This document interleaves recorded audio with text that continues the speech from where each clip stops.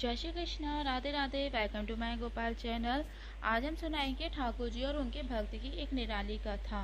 तो एक लड़की थी जो श्री कृष्ण की अन्य भक्त थी। बचपन से ही वो श्री कृष्ण का भजन करती थी।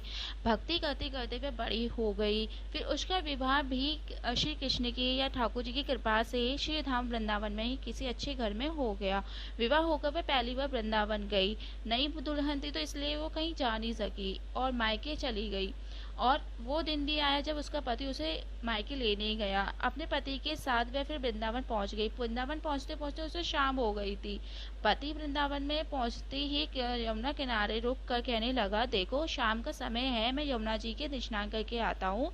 तुम इसी पेड़ के नीचे बैठ जाओ और सामान की देख रेख करना। अगर कोई बात हो तो मुझे आवाज देना, मैं तुरंत आ जाऊंगा। वह एक हाथ का लंबा घूंघट निकाल कर वहां बैठ गई, क्योंकि गांव है, ससुराल है, और वहीं बैठ गई और मन ही मन में विचार करने लगी, देखो ठाकुर जी की कृपा से आज मेरा विवाह एक श्री धाम वृंदावन में ही हो गया। मैं कितने वर्षों से उनकी ठाकुर जी को मानती हूँ, परंतु अब तक उनसे कोई रिश्ता नहीं जोड़ा। फिर सोचती है ठाकुर जी की उम्र क्या होगी, लगभग 16 वर्ष के होंगे।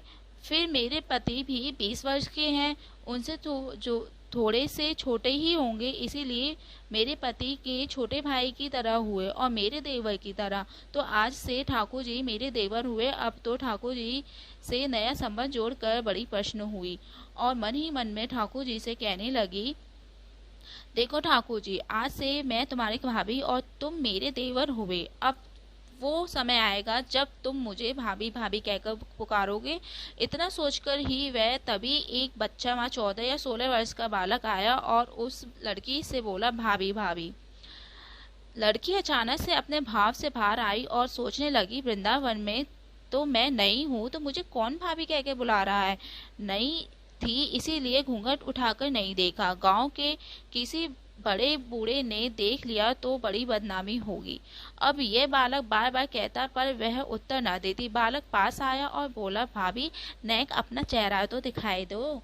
तो अब वह सोचने लगी, अरे ये बालक बड़ी जिद कर रहा है, इसीलिए उसके घूंघट पकड़ कर बैठ गई कि कहीं घूंघट उठकर देख न ले। लेकिन उस बालक ने जबरदस्ती घूंघट उठाकर चेहरा देखा और भाग गया। थोड़ी देर में उसका पति आ गया। उसने सारी बात अपने पति को कह दी। पति ने कहा, तुमने मुझे आवाज क्यों नहीं दी। लड़की बोली, वह तो इतने ही देर में भाग गया था। पति बोला, चिंता मत करो, वृंदावन बहुत बड़ा नहीं है, कभी किसी गली में मिलेगा तो उसके हाथ पर तोड़ दूंगा मैं, फिर कभी ऐसा नहीं करेगा। तुम जहाँ भी उसे देखो मुझे तुरंत बताना।